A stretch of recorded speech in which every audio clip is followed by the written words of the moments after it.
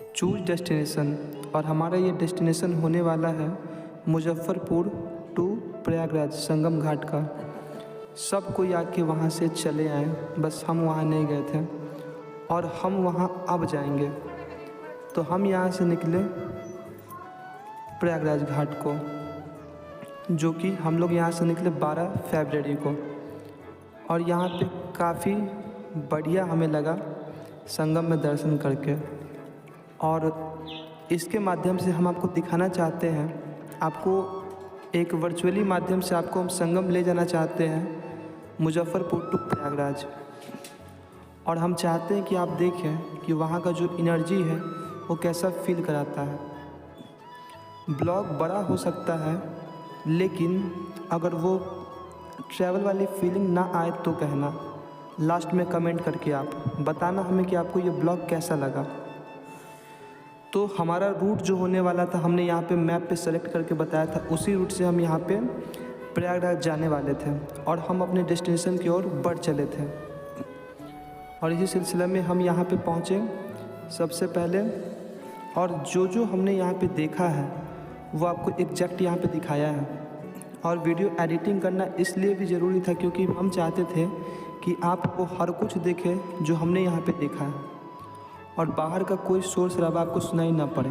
और जहाँ पे उस इनर्जेटिक टाइप की जो साउंड आती है वो हमने आपके लिए यहाँ पे एडिट नहीं किया है, वो यहाँ पे कॉपी पेस्ट हमने यहाँ पे कर दिया। जैसा कि वहाँ पे था वैसा ही हमने यहाँ पे दे दिया है। तो मैं बोलूँगा कम, जैसा कि मैं हमेशा बोलता हूँ, और आपको इस सफ़र का मज़ा ज़्यादा दिलवाऊँगा क्योंकि ये विश्वास की यात्रा है, यह यात्रा कुंभ की यात्रा है, यह यात्रा तीर्थराज प्रयाग की यात्रा है। और ऐसे में फ़िलहाल आप देखिएगा, हम लोग यहाँ पे हाजीपुर पहुँच चुके थे और हमने यहाँ पे हाजीपुर बाईपास पकड़ के दीघा ब्रिज हो करके हम यहाँ पे पटना में एंटर करते हैं। और उसके बाद हम लोग जो हमारा रूट था वो हमने यहाँ पे आपको मैप के माध्यम से ही दिखा दिया आपको कि हम लोग कैसे कैसे जाने वाले थे। और मैं चाहता हूँ इस सफ़र में आप हमारे साथ रहें और इस ब्लॉग को पूरा देखें। बिल्कुल ब्लॉग हमने यहाँ पे बड़ा बनाया है, लेकिन यहाँ पे हर कुछ हमने यहाँ पे कवर किया है, तो आप इसे एंजॉय करें।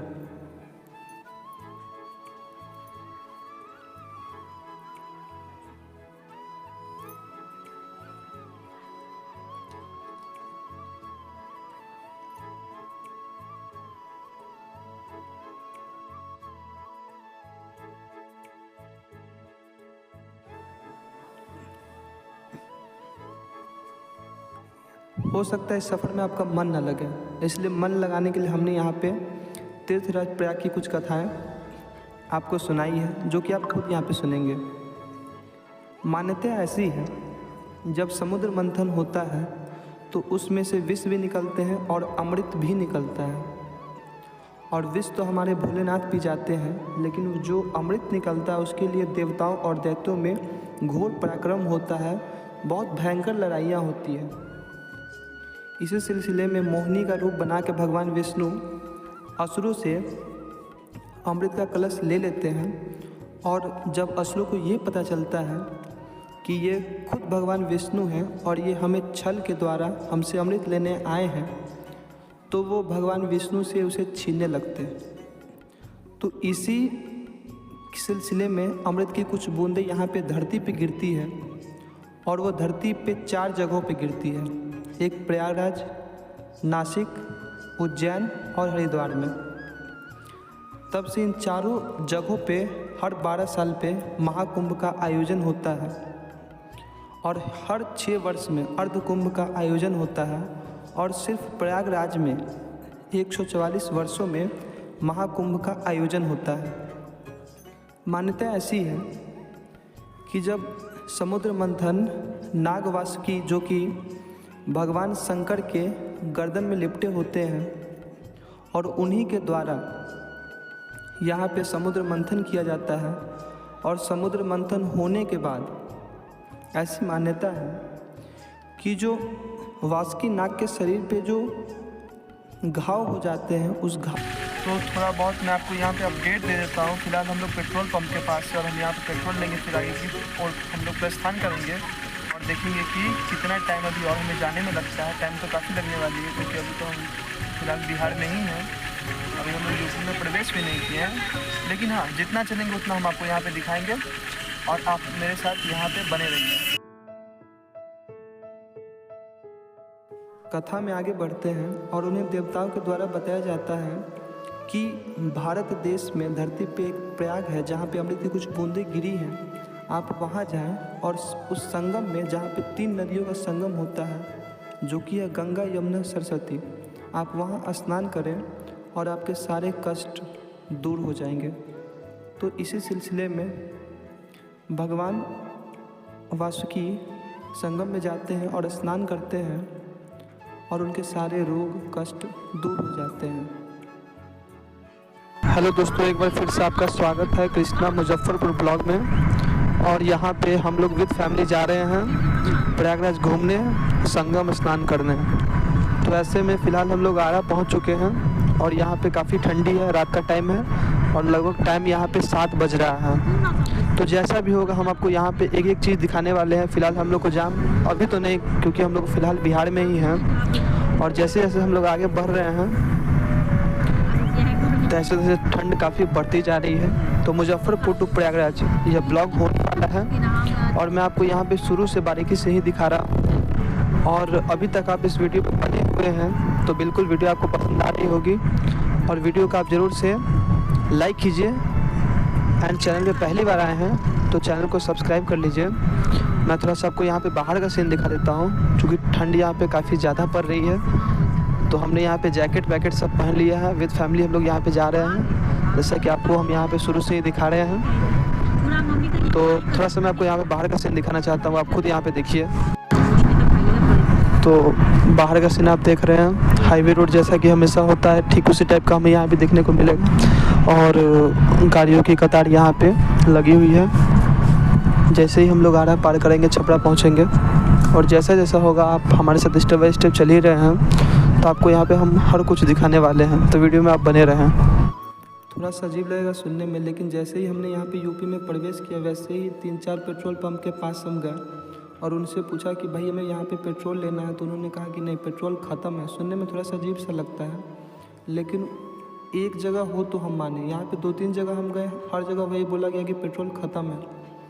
तो हमें लगा कि भीड़ काफ़ी होने के कारण यहाँ पे पेट्रोल बंद कर दिया गया होगा, क्योंकि यहाँ पे गाड़ी की संख्या काफ़ी बढ़ चुकी थी यहाँ पे। लेकिन हाँ, चलिए आगे बढ़ते बढ़ते हमें एक ऐसा पेट्रोल पंप मिला तो हमारी सारी शंकाएँ दूर हुई और हमने यहाँ पे पेट्रोल को रिफ़िल करवाया। और उस पेट्रोल पंप पे भी काफ़ी भीड़ था, जैसे कि हम आपको यहाँ पे दिखाएंगे। 3-4 गाड़ियाँ यहाँ पे लगी हुई थी। तो हमने यहाँ पे जैसे तैसे पेट्रोल लिया और जैसे मैं यहाँ पे दिखाऊँगा कुछ, यहाँ पे यूपी में घुसते ही हमें वो महाकुंभ वाली फीलिंग आना शुरू हो गई थी, जो कि आप यहाँ पे देखिएगा क्या है। एक यात्रा एक विश्वास, बिल्कुल सब विश्वास पे ही चलता है और विश्वास पे ही यात्रा होती है। तो हम फिलहाल यहाँ से निकल चुके थे और हम लोग आगे बढ़ चुके थे।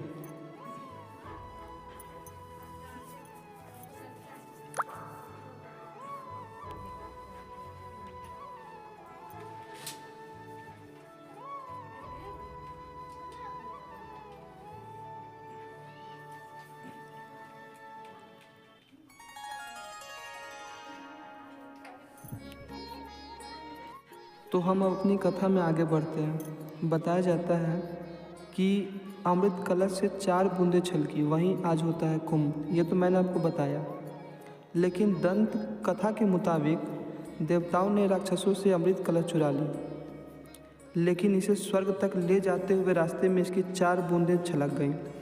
पौराणिक कथा मान्यता अलग अलग है और बहुत तरह से ये कथा कही गई है।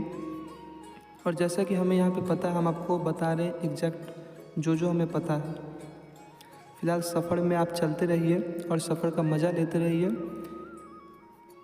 और ब्लॉग लंबा होने वाला है बिल्कुल, लेकिन हाँ, अगर आप थोड़ा सा बोर हो रहे होंगे तो बिल्कुल आप आगे भगा करके देख सकते हैं। लेकिन मैं तो आपको यही कहूँगा कि विश्वास यात्रा में आप हमारे साथ चलें। जैसा कि आप यहाँ पे देखिएगा, लोग यहाँ पे जो पिकअप होता है उसमें रस्सी बांध करके एक पिकअप में 10-10 आदमी, 20-20 आदमी ऐसे जा रहे हैं। एक विश्वास की यात्रा है। और वैसा ही प्रयागराज में भी आप अगर जाते हैं या भारत के किसी भी स्टेशन पे, किसी भी जंक्शन पे अभी काफ़ी संख्या में भीड़ है। और हाँ, मैं आपको ये भी कहना चाहता हूँ, फ़िलहाल हम लोग तो यहाँ पे अमृत पूर्णिमा से एक दिन पहले निकल गए थे, माघ पूर्णिमा से एक दिन पहले। लेकिन हाँ, अगर आपको स्नान करने जाना है तो आप ऐसा कर सकते हैं, आप 18 से लेकर 22 तक के बीच में आप जाके यहाँ पे स्नान कर सकते हैं, जो कि सबसे बढ़िया समय होने वाला है और भीड़ भी कम होने वाली है। तो ऐसे में अगर आप लोग स्नान नहीं कर पाए हैं तो बिल्कुल आप 18 से लेकर 22 तक के बीच में ही जाएं। जब हम यहाँ पे प्रयागराज पहुँचे भी थे तो हमने वहाँ पे देखा भी था, काफ़ी संख्या में भीड़ थी और भीड़ की शुरुआत प्रयागराज पहुँचने से पहले ही हो चुकी थी।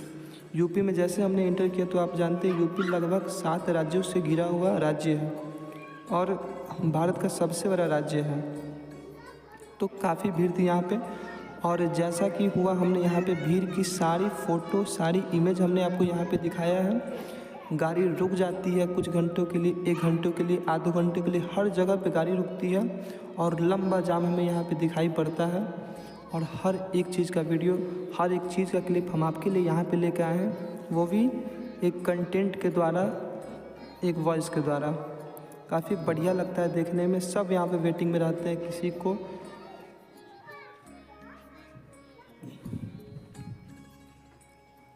किसी के चेहरे पे हल्का भी शिकन नहीं होता। बस उन्हें जाना है तो प्रयागराज जाना है, जैसे ही पहुंच जाए, कैसे ही पहुंच जाए, लेकिन पहुंच जाए। ये हमें यहाँ पे देखने को मिला।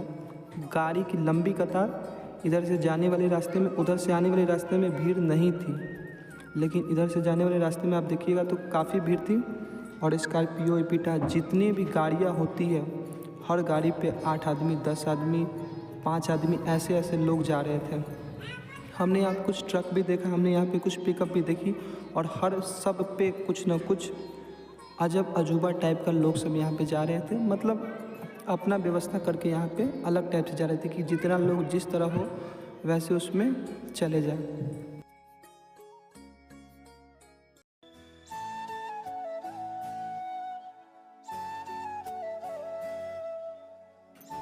और फाइनली हम प्रयागराज पहुँच गए। और प्रयागराज की सुबह आप खुद देखिएगा। और प्रयागराज में एंटर करते ही हमें, देखिए, हमने प्रयागराज में एंटर कर लिया था सुबह में 3 बजे ही, ठीक है।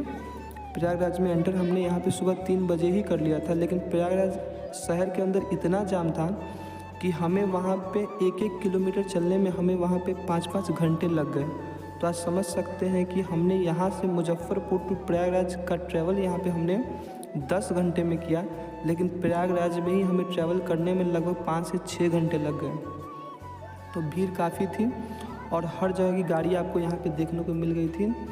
और जैसा कि आप जानते हैं, गाड़ी के पीछे हर स्टेट का नाम लिखा होता है। जिस भी स्टेट की वो गाड़ियाँ होती हैं, हर किसी का नाम लिखा होता है। जैसा कि मैं आपको यहाँ पे एक एक करके दिखाने वाला हूँ, गौर से एक एक चीज़ पे गौर कीजिएगा। तो कोई गाड़ी यहाँ पे वेस्ट बंगाल की थी, तो कोई यहाँ पे एमपी की थी, तो कोई यहाँ पे एचपी की थी, तो कोई यहाँ पे दिल्ली की थी। लेकिन हर एक स्टेट की गाड़ियाँ यहाँ पे थी। डेट पे में आपका स्वागत है। बता नहीं सकता हूँ, बोल नहीं सकता हूँ, काफ़ी यहाँ पे भीड़ है।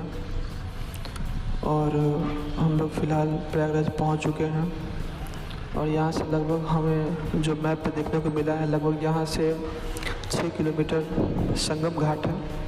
लेकिन उससे पहले यहाँ पे मैं आपको गाड़ी का सिलसिला दिखाऊँ तो यहाँ पे कर्नाटक, असम, वेस्ट बंगाल आदि आदि सभी जगह गाड़ियाँ यहाँ पे देखने को मिल रही है। काफ़ी लंबा जाम यहाँ पे लगा हुआ है।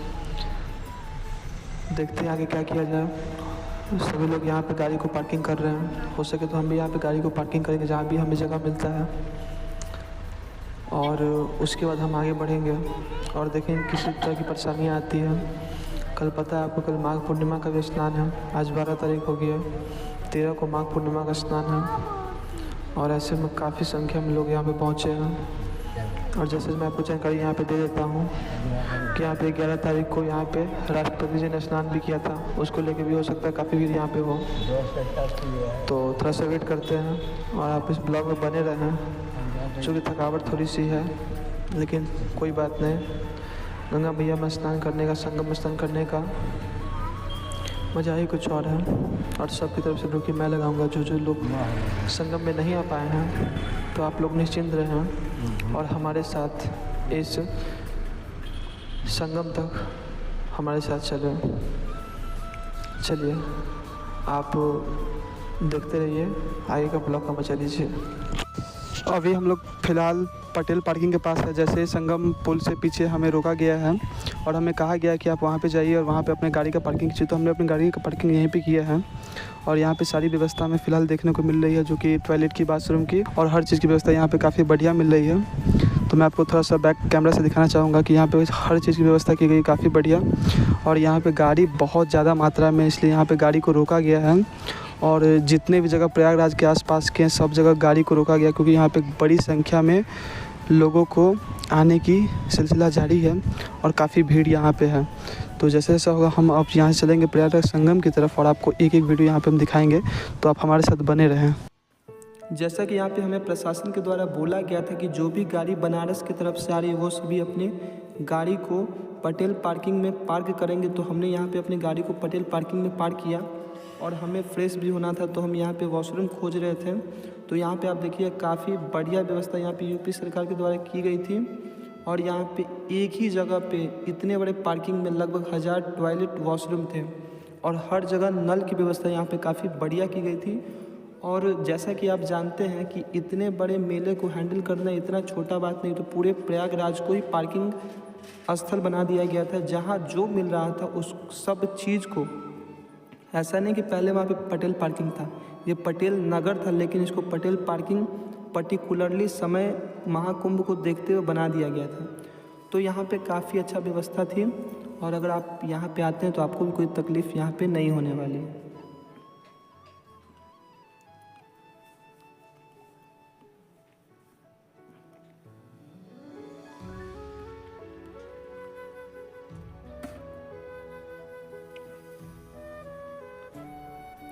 इसके बाद यहाँ से हम लोग निकलते हैं और कुछ ऑटो वाले यहाँ पे होते हैं जिनसे हम पूछते हैं कि भैया हमें संगम के पास जाना है, आप ले चलोगे? तो बोलते हैं कि नहीं, संगम तक तो नहीं, लेकिन हाँ झूंसी एक जगह है, वहाँ तक हम आपको ले जाएंगे और वहाँ से संगम लगभग 2 किलोमीटर दूर पड़ता है। तो हम बोले भैया यहाँ से झूंसी कितना किलोमीटर दूर पड़ता है, आप वहाँ तक ले जाओगे, कितना लोगे? तो बोले कि यहाँ से लगभग 4 किलोमीटर दूर हम आपको ले जाएंगे और उसका भाड़ा हम यहाँ पे 700 से 800 लेंगे। और मैं आपको बताते चलता हूँ कि यहाँ पे जो अंदीना का जो भाड़ा होता है यहाँ से लेकर संगम तक का मैं आपको भाड़ा बताता हूँ, जो कि 40 से 50 रुपये तक होता है। उससे ज़्यादा भाड़ा यहाँ पे नहीं होता है, लेकिन यहाँ पे मनमानी यहाँ पे ऑटो वाले की, टेम्पो वाले की, बाइक वाले की, सबकी चल रही थी। अगर किसी को यहाँ पे बाइक वाले का तो और अच्छा बिजनेस चल रहा था। बाइक वाले बोलते थे कि भैया हम आपको यहाँ से लेकर संगम तक ले जाएंगे, लेकिन उसका हम 700 लेंगे, 200 लेंगे, 500 लेंगे, ऐसे बता रहे थे सब। मतलब कुछ भी बोलना है, जो भी मन हो सो बोल देना है, बस बोलना है। तो फिलहाल हम लोग यहाँ से पार्किंग गाड़ी को करके बाहर की ओर निकले और हम यहाँ पे अपनी यात्रा को पैदल ही चलना शुरू कर दिए। और धूप भी काफ़ी तेज़ थी, तो मैं कुछ देख भी नहीं पा रहा था। बस ये विश्वास था कि आपको ब्लॉग देना है किसी भी तरह यहाँ पे प्रयागराज का, तो बस हम यहाँ पे एक एक वीडियो को, एक एक चीज़ को यहाँ पे शूट करते हुए चले कि आपको तकलीफ़ ना हो, आप हमारे माध्यम से हमारे साथ इस पूरे टूर का मज़ा लें। यहाँ पे जैसा कि आपने देखा, यहाँ पे पुलिस के द्वारा, प्रशासन के द्वारा यहाँ पे बारकेडिंग कर दिया गया था और कहा गया था कि इससे आगे आप गाड़ी नहीं ले जा सकते। लेकिन वहाँ के जो लोकल ऑटो वाले थे, बाइक वाले थे, उनके लिए तो छूट थी ना, तो वो जितना मन था उतना वो बोल रहे थे और बहुत लोग दे भी रहे थे।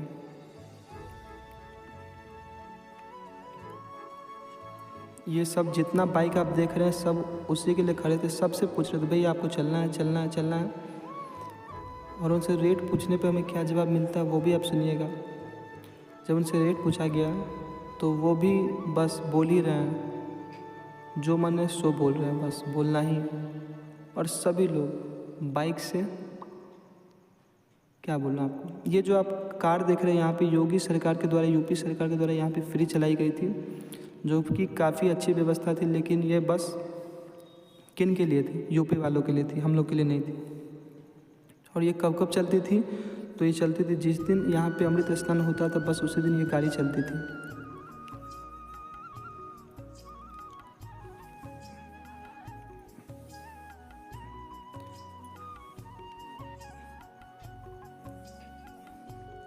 प्रयागराज में काफ़ी भीड़ थी, जैसा कि हमने यहाँ पे देखा वैसा ही हम आपको यहाँ पे दिखा रहे वीडियो के माध्यम से।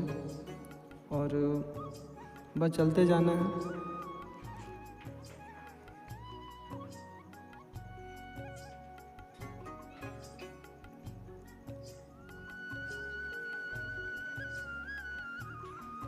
बाकायदा मैं आपको यहाँ पे चाय का रेट बताऊँ तो चाय का रेट 50 से बस हम लोग चल रहे हैं। पता नहीं आप कितना सुन पा रहे हो, नहीं सुन पा रहे हो। हम लोग फिलहाल प्रयागराज में एंटर कर चुके हैं और संगम की तरफ बढ़ चुके हैं। और संगम फिलहाल यहाँ से 10 किलोमीटर दूर है। और यहाँ पे जो बाइक वाले हैं हमने उनसे पूछा तो उन्होंने कहा कि वहाँ पे जाने का लगभग 1000 हम लेंगे।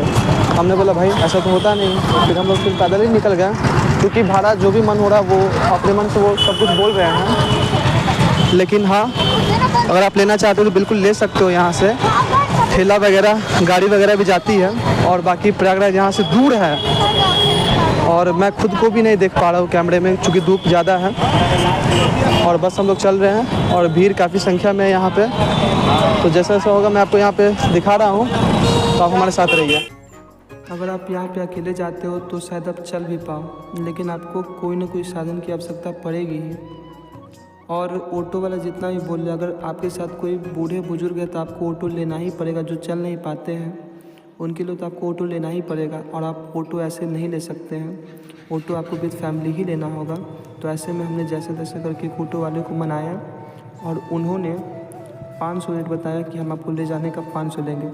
तो हमें उतने बड़े प्रयागराज में हमें इस ऑटो वाले का बात सही लगी, क्योंकि कोई 1000 कोई 1500। हम बोले चलो अब जाना तो है ही। तो हमने यहाँ पे 500 में इनको ठीक किया और यहाँ से हम लोग निकल गए। और जो आप ये क्लिप देख पा रहे हो अभी, ऑटो में मैं पीछे बैठा हुआ हूँ और ये बैक कैमरा से पीछे की तरफ का मैं आपको यहाँ पे फ़ोटो दिखा रहा हूँ।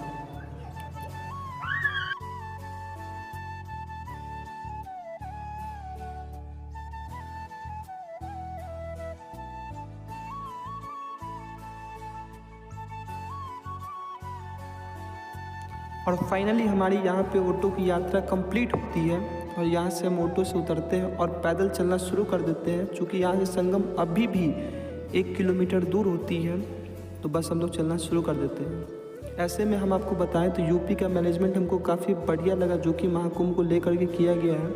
और जैसा कि हम टेलीविज़न पे यहाँ पे देख भी रहे थे हमेशा कि काफ़ी अच्छा मैनेजमेंट है, लेकिन हमें यहाँ पे बिलीव नहीं हुआ।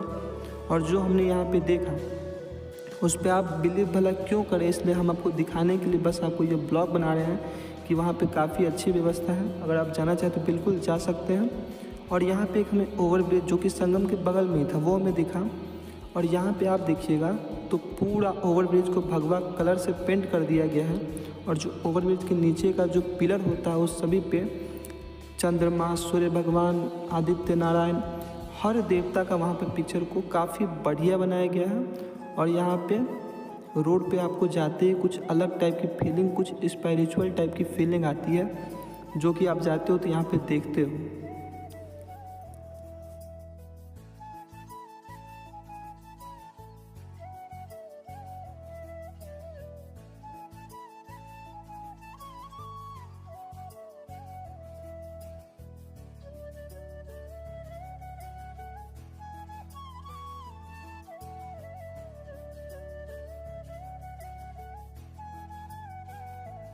और रोड पे चलने के बाद हमें यहाँ पे फाइनली बताया जाता है कि ये जो है इसके अंदर आप जाते हो तो ये मेला क्षेत्र यहाँ से शुरू हो जाता है, जो कि मेला क्षेत्र यहाँ से हमारा शुरू हो चुका था।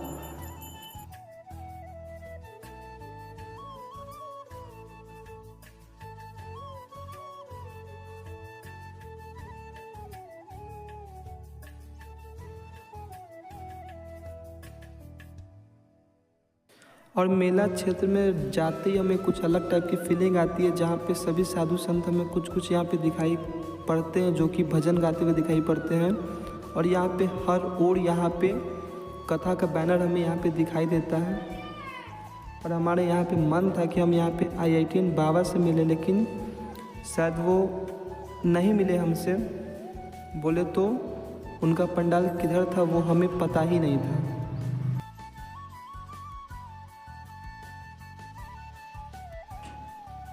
एक कथा के अनुसार मैं आपको बताना चाहता हूँ यहाँ पे। देखिए, अमृत कलश जो चुराने के लिए जयंत के साथ सूर्य, चंद्र और बृहस्पति और शनि जाते हैं, और इन ग्रहों की स्थिति के मुताबिक ही तय होता है कि कुंभ कहाँ और कब मनाया जाएगा। चूँकि यहाँ पे हम कुंभ क्षेत्र में प्रवेश कर चुके हैं, इसलिए मैं आपको यहाँ पे बताना चाहता हूँ कि जो चारों कुंभ है वो कब और कहाँ कहाँ लगते हैं। तो हमारा पहला कुंभ लगता है यहाँ पे हरिद्वार में, जो कि चैत्र मास में जब गुरु शनि की कुंभ राशि में हो और सूर्य मेष राशि में हो, तब हरिद्वार में कुंभ लगता है। प्रयागराज में कब लगता है? जब माघ मास में, जब गुरु मेष या वृषभ राशि में हो और सूर्य और नवचंद्र दोनों शनि की मकर राशि में हो, तब प्रयागराज में कुंभ लगता है। उज्जैन में कब लगता है? तो चैत्र मास में गुरु जब सिंह राशि में हो और सूर्य जब मेष राशि में हो, तब उज्जैन में महाकुंभ लगता है। और नासिक में कब लगता है? जब भाद्रपद मास में जब सूर्य और गुरु दोनों सूर्य की अपनी सिंह राशि में हो, या जब सूर्य और चंद्र और गुरु तीनों अमावस्या के दिन कर्क राशि में हो, तब कुंभ लगता है।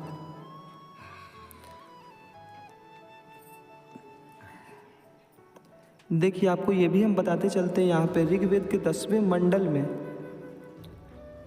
कि 19वें सूक्त में 7वें मंत्र में कुंभ शब्द का हमें यहाँ पे जिक्र मिलता है।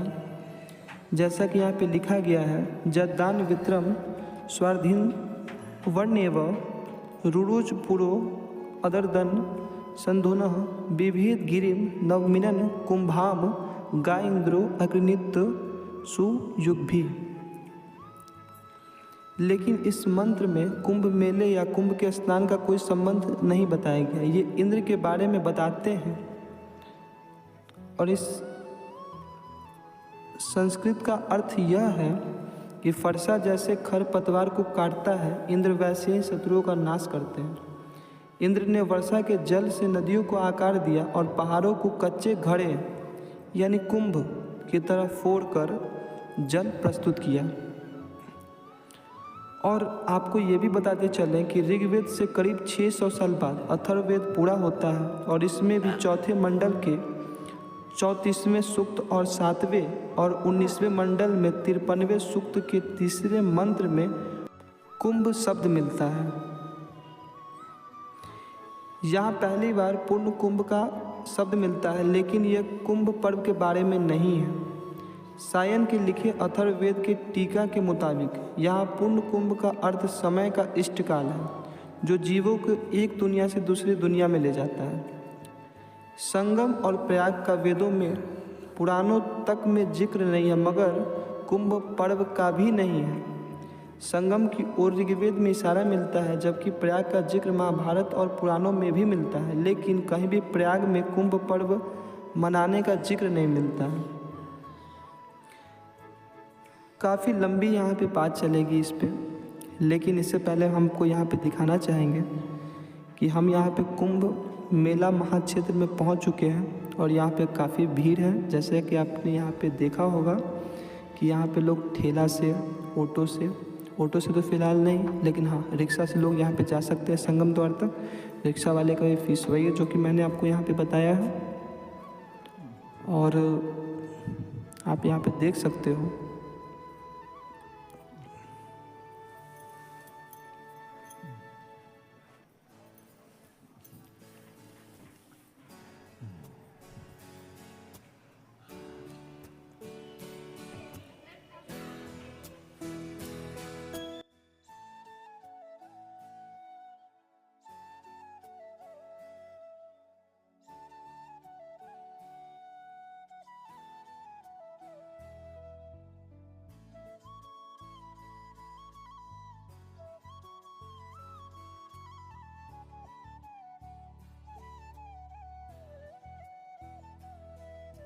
और असल कुंभ हमें यहाँ से शुरू होता है, जो कि हमें यहाँ पे नंदी द्वार का दर्शन होता है, और नंदी द्वार के द्वारा ही हम यहाँ पे आगे बढ़ते हैं।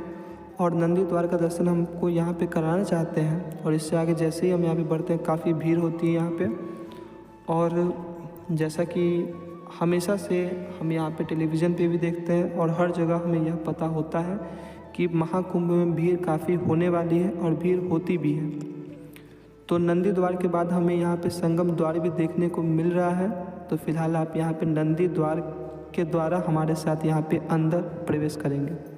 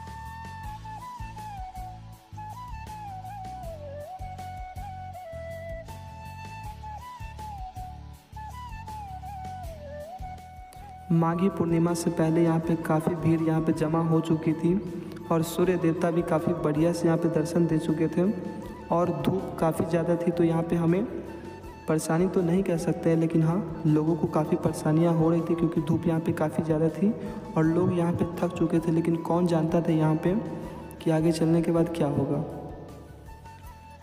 नंदी द्वार जैसा कि मैंने आपको पीछे देखा, काफ़ी भीड़ वहाँ पे थी और हम पहुँचने वाले हैं। पीछे में हमारे वहाँ पे संगम द्वार, और संगम द्वार में एंटर करते ही हम पहुँच जाएंगे अपने गंगा मैया, यमुना मैया, सरस्वती मैया के पास। और भीड़ काफ़ी है, धूप भी ज़्यादा है, तो थोड़ा सा हम यहाँ पे वेट कर रहे हैं। सभी लोग यहाँ पे बैठे हुए हैं, तो आपको हम बहुत अच्छे से यहाँ पे कवर कर रहे हैं, हर कुछ आपको यहाँ पे दिखा रहे हैं। और आपको वीडियो पसंद आती हो तो वीडियो को जरूर से लाइक कीजिएगा एंड चैनल पर नए सब्सक्राइब कर लीजिएगा।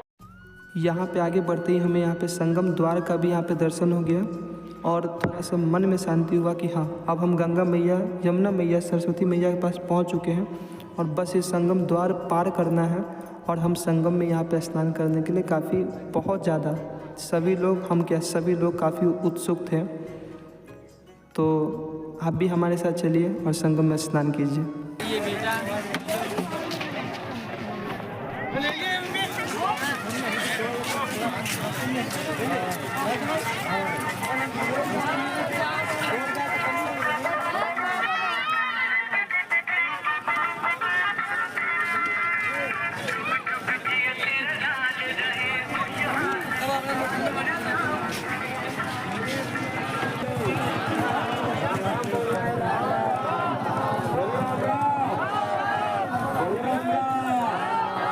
सभी ने बोलना है राम राम, बोलो राम राम, बोलो राम राम।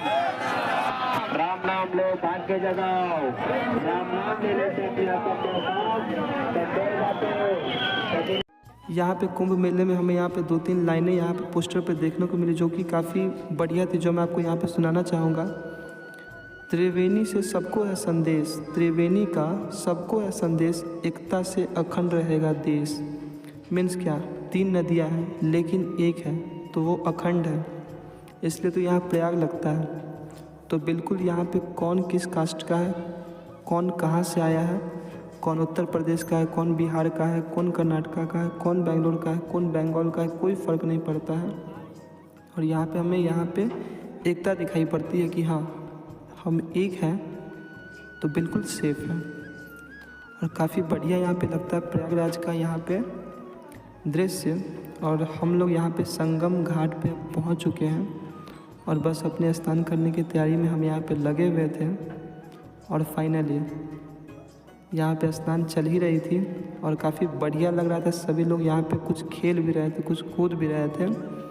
और हाँ, सभी लोग यहाँ पे मस्ती में मस्त थे।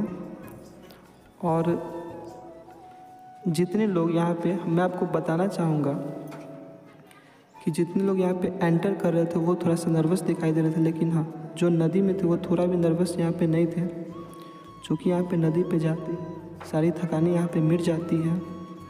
और त्रिवेणी में स्नान करते ही लोगों का मन एकदम हल्का हो जाता है।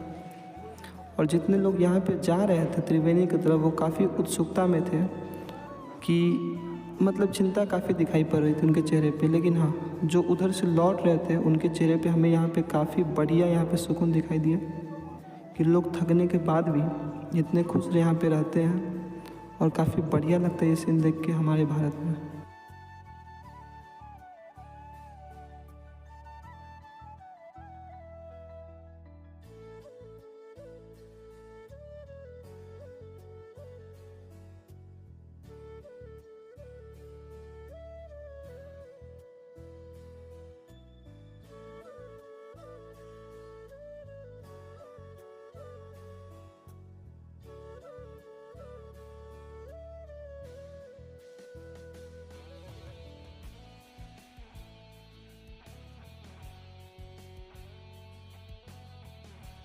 इतना कुछ दिखाने के बाद अब हमारी बारी थी स्नान करने की त्रिवेणी में। तो हम भी यहाँ पे स्नान करने के लिए तैयार हो चुके थे और हर हर गंगे का उद्घोष करके हम भी यहाँ पे त्रिवेणी में स्नान करने चले जाते हैं और स्नान करते हैं और काफ़ी बढ़िया लगता है। उसके बाद हम लोग यहाँ पे कपड़ा चेंज करते हैं और हर कुछ यहाँ पे करते हैं। और फाइनली हम लोग यहाँ पे थोड़ा सा आगे बढ़ते हैं। हमने यहाँ पे सुना है कि प्रदीप मिश्रा जी का कथा हो रहा है, तो हम सोचते हैं उधर की ओर चलते हैं। लेकिन इससे पहले हम आपको यहाँ का सीन दिखाना चाहते हैं कि एक तरफ नदी के साइड में यहाँ पे नहाने वालों के लिए और जो भी लोकल लोग हैं उनका व्यवस्था किया गया है। एक तरफ वहाँ पे वीआईपी लोगों का व्यवस्था किया गया है और जो तीसरा जो भाग है और पूरे मेला को यहाँ पे सेक्टर वाइज तोड़ा गया है, सेक्टर 21, 22, 23, 24 इस तरह से। और यहाँ पे बाकायदा व्यवस्था काफ़ी अच्छी थी, चूँकि मैंने आपको यहाँ पे दिखाया भी था। और कुछ नया टेक्नोलॉजी से यहाँ पे पुल भी तैयार किया गया था, एक दो नहीं बल्कि यहाँ पे 30 से 35 पुल यहाँ पे तैयार किए गए थे। और काफ़ी बढ़िया यहाँ पे लग रहा था देखने में, चूँकि एक बार में इतने बड़ी नदी को पार करना इतना आसान तो है नहीं। तो बाकायदा यहाँ पे कुछ पुलें बनाई गई थी जिसमें काफ़ी भीड़ थी, जो मैं आपको यहाँ पे दिखा रहा हूँ। और हम भी काफ़ी फ्रेश हो चुके थे नहाने के बाद। और इसके बाद का सीन आप यहाँ पे देख पा रहे हो।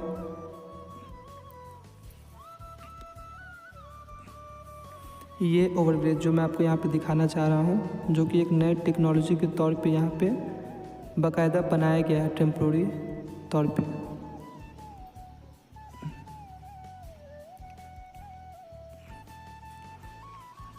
जब तक ये महाकुंभ है 10 दिन और 15 दिन और तब तक ये रहेगा, उसके बाद इसको यहाँ से हटा लिया जाएगा। और आप खुद यहाँ पे देख सकते हो कितना अच्छा लगता है देखने में हर कुछ। और फाइनली यहाँ पे हम पुल पार करके प्रदीप मिश्रा जी की कथा पे पहुँचते हैं। और वहाँ का वॉइस हमने यहाँ पे कट नहीं किया है, वो आपको मैं यहाँ पे सुनाना चाहूँगा, आप खुद फील कीजिए यहाँ पे। भगवान शंकर का साथ लेती हैं, गणेश जी को साथ में लेती हैं और गंगा जी के घाट पर चली जाती हैं। और गंगा जी के घाट पर जाकर गणेश जी को एक और बिठा देती है घाट पर। और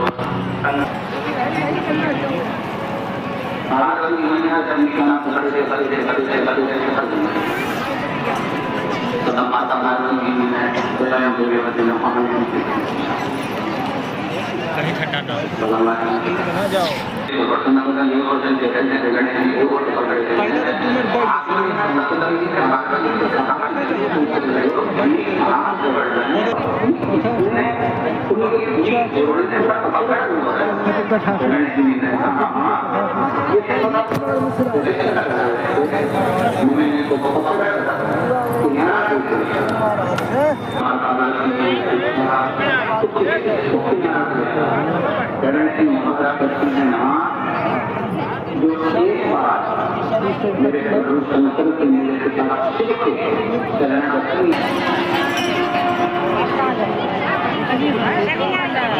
भंडारा चाहिए थे देखने।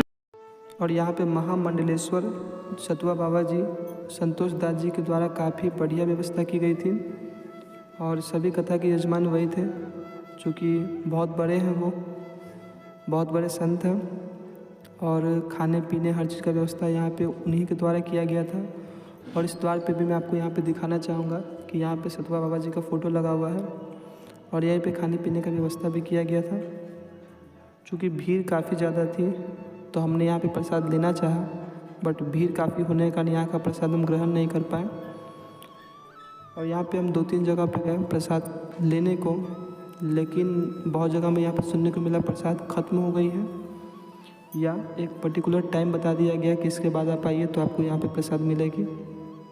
चूँकि भीड़ काफ़ी बढ़ रही थी तो मैं ऐसे में हम लोग वहाँ से निकल चलते हैं अपने बैक टू होम डेस्टिनेशन की ओर। और यहाँ से हम अपने ब्लॉग को रोकते हैं और जाते जाते आपको कुछ इन्हीं झलकियों के साथ छोड़ जाते हैं। और हाँ, एक बात आपसे कहते हैं, एक कामना करते हैं, एक रिक्वेस्ट करते हैं कि इतना बड़ा ब्लॉग आपके लिए बनाया है, वीडियो पसंद आती हो तो वीडियो को ज़रूर आप लाइक कीजिएगा एंड चैनल पे पहली बार है तो चैनल को सब्सक्राइब कर लीजिएगा। और इन्हीं झलकियों के साथ हम आपको छोड़ जाते हैं। Thanks for watching this video. Thank you.